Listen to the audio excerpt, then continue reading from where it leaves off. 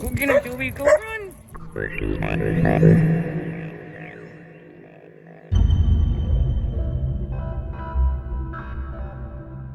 Wowie wah wah wah. I am so excited, guys, because on this episode of Off the Cuff, I'm going to show you what is probably the rarest and coolest set of beans. No, not any of those beans. I got a cool pair of beans to show you. Whoa. What?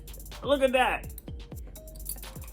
It's a belt buckle that I got on eBay that I could not believe were modeled on the beans. Now it's really hard to see, but you can actually see they even put the keyhole in the correct place. The only thing different between these beans and the handcuff beans is the chain. Look, they gave you a long chain on there. What if it's supposed to be bean leg irons, but a smaller version? Who knows? I don't know. How cool is that? When you buy handcuff jewelry, it's usually, the modern swing-through suckers. Or in England, you can get some, little pendants that you see on eBay or whatever that are for little darbies. But beans? I've never seen beans before. And if I was like Howard Wolowitz, I would add these to my collection and wear them proudly. But these are going to stay in the drawer next to the regular beans. Check this out for comparison. And I'm going to show you close-ups, of course, like I always do. But I mean, whoa, they even put the freaking keyhole in the right spot. And I have no idea who made these. There's no mark on it that I could see. Can you see the little break there in the part? I don't even know. I think I have one belt from years ago with a belt buckle. And it's the 4 aces, but it's nothing like this. So I guess the belt part goes through there, and then that goes, through the holes in the belt, through the notches. But I just thought that was extremely cool. Do you have anything that's like an everyday object that is in the form of handcuffs like this? It makes you wonder, like, what else did they make? Do they make them in Palmer's? Do they make them in Matatuck? Why would you make bean cuffs considering the fact that the beans come from 1887? Now, I'm sure you all know, and for those who don't, the bean handcuffs came in different sizes and in different styles. Now, this is the bean, I think this is the Patrolman. You can judge by the linkage, okay? I'm lucky enough, thanks you know who, to have a great pair of the leg irons, which are just an oversized version. And so far, I still only have these giants, the ones with the missing button, but they still work. They still function. So I thought you would enjoy seeing items made in the shape of handcuffs that they don't even use anymore. I thought that was really cool. Why don't we take a look at some of the beans and the different variations. Not this bean, wrong bean. You're the wrong bean. Beans came in prison and patrolman and detective, whatever. They came in different styles, and you can tell by the size of the center link. Let's see, like that one's a little bit thinner than that one, and that's the thick prison model. One of the handcuff annuals has an incredible article on beans that I couldn't possibly add anything to, but I would like to highlight some of the things that it taught me as far as how to tell the difference between the different types of beans, meaning the prison and all that. Not only can you judge by the center link, but also by the clevis. I'm going to try and hold these properly so you can see the difference in the clevis. Look at the difference in the thickness. That's the part that you can see through right there. This one's thicker, that one's thinner.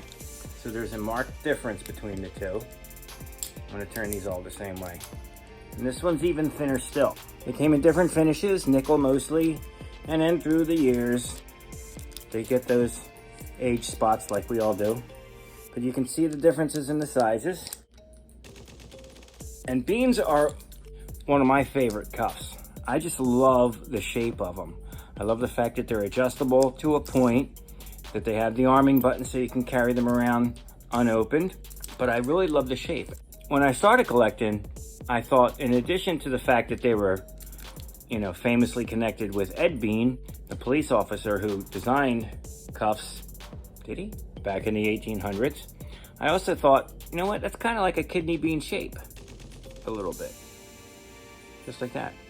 Maybe it's just the stars aligned properly and things just happen to work out that way. Serendipity, serendipity is what they call it. And as far as the Bean Giant goes, this is like the king of the handcuffs for collectors, some of them anyway. But I'm not sure if I showed you this on a different video, but I also have a neat card that on the back shows the Bean Giant. Can you spot the difference? Look at the keyhole in the card when I focus it. It's slanted. Oh, not straight up and down like it was. Now there's a lot of Bean Giant variations, many of which were created by Houdini or designed by him to thwart would-be handcuff kings. But this unfortunately is the only Bean Giant that I have so far. The teeny tiny little key. Imagine how, no wonder these are so hard to find. They're so damn tiny. But you could carry it unlocked. Look at that. I just love how I love that shape. It's like a W almost. And there's 2 rows of notches with corresponding teeth inside there that, grab on. And then when you want to get them ready to use, you just push that arming button up. And listen for the click. Like that. And now, you can lock the beans around the wrists or wherever. Some of them have the patent mark on the swivel right there. Others would have a stamping on the bow right there, especially Bean Giants. Some Bean Giants, Bean, get out of there. Some Bean Giants, you'll see the 1887 mark there. Again, these ones aren't marked whatsoever. I really wish they were. I think the best bean, hands down in my collection, is the neck collar with the 2 cuffs attached. Unfortunately, with the lock shows being canceled, you can't come to the house and check these out in person, but a lot of my friends did in the handcuff community, and the consensus is that these are factory. At the last lock show, somebody had, the last Lancaster lock show, somebody had a collar. I don't remember if it worked or not. I think it was frozen shut, but there was no handcuffs attached. It was quite expensive. But this is the favorite one in my collection right here. This is the one that I will never part with. The Bean neck collar with the handcuffs attached. I took these guys to the park earlier, hoping to tire them out before I shot this video. Obviously, it didn't work, did it? And check out the difference in size between the leg irons, the neck collar, and the handcuffs. Same shape, which I love this shape. I don't know what it is about this. I love how the lock case is. It's always been one of my favorites. I remember seeing a picture when I was a kid of Houdini with a bunch of beans on it, and I thought, oh my gosh, one day I'm gonna get a pair of them. Now I have like 20, something like that.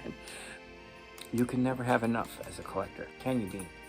Oh, that's why I have more than 1 dog now.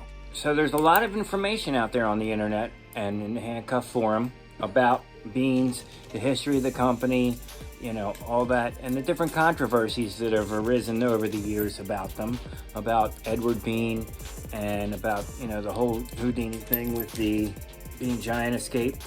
But the fact remains that there's still beans out there to be had. I'm still waiting to find a pair at a flea market. I've never found a pair of beans at a flea market. I found them at auctions. I found them online. It seems like everywhere except flea markets. I've bought them at gun shows. I bought them, all over the place. I've had private people offer me their beans for sale. Like people who know I'm a collector sometimes will call me up when they find a pair of cuffs, and 1 or 2 beans I think I got from that. Hey, Daddy's shooting a video.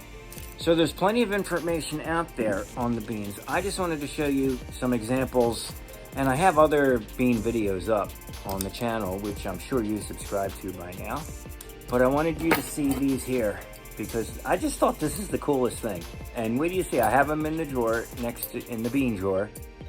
And it's just amazing because they obviously had either a picture or something. Maybe they actually had a pair to model these on. But what about the chain? That's the question. So anyway, guys, that's this week's edition of Off the Cuff. I hope you enjoyed it. It was just a quickie little recap of beans, and just to show you that, you know, there's other merchandise available to us collectors that is interesting in its own right. Also, anybody that's going to be in Delaware on November 28th, I'm going to be at Bar 13 doing a horror punk magic show. And I'm going to put up some more information about that as the time draws near. So until next time, please stay safe. And if you have anything similar to these, you know what I'm talking about, like strange cuff-related bits of jewelry, whatever, just please add it in the comments because we'd all love to hear about it. Stay tuned because I'm going to show you some close-ups of the beans in the drawers. I don't know why my hand's doing that, but it's really cool.